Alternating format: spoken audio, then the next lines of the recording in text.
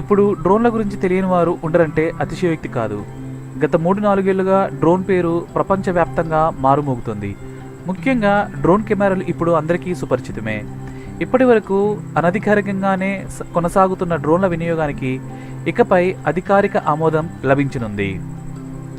DGCA RPAS policy ప్రకారం డ్రోన్లను 5 కేటగిరీలుగా విభజించింది. వాటి వినియోగం పరంగా నిర్దిష్టంగా కొన్ని నియమ నిబంధనలు రూపొందించింది. డ్రోన్ పాలసీలో అనేక నిబంధనలు, పరిమితులు పొందుపరిచారు.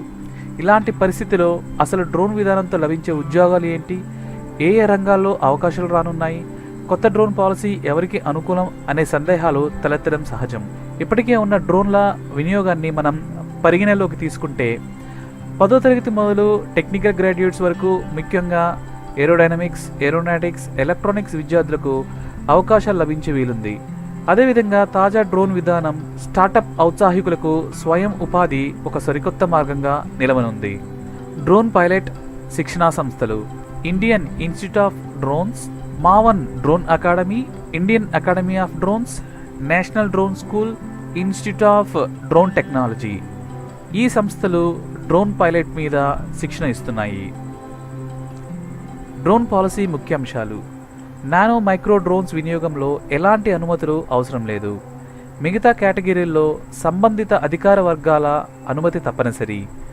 10వ తరగతి అర్హత, ఇంగ్లీష్ నైపుణ్యం, ఫ్లయింగ్ శిక్షణ పూర్తి చేసుకుని DGCA నిర్వహించే లైసెన్స్ ఎగ్జామ్లో ఉత్తీర్ణత సాధిస్తే డ్రోన్ పైలట్గా కెరీర్ని ప్రారంభించవచ్చు.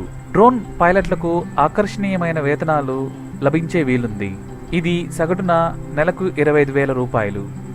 ఫ్రీలాన్స్ డ్రోన్ పైలట్లు రోజుకి 7,000 నుంచి 10,000 పొందే అవకాశం ఉంది. డ్రోన్ తయారీ సంస్థల్లో ఏరోడైనమిక్స్, ఎలక్ట్రానిక్స్ ఇంజనీరింగ్ గ్రాడ్యుయేట్లకు ఉపాధి లభించనుంది. ఈ వీడియో కనుక మీకు నచ్చినట్లయితే లైక్ చేయండి, షేర్ చేయండి.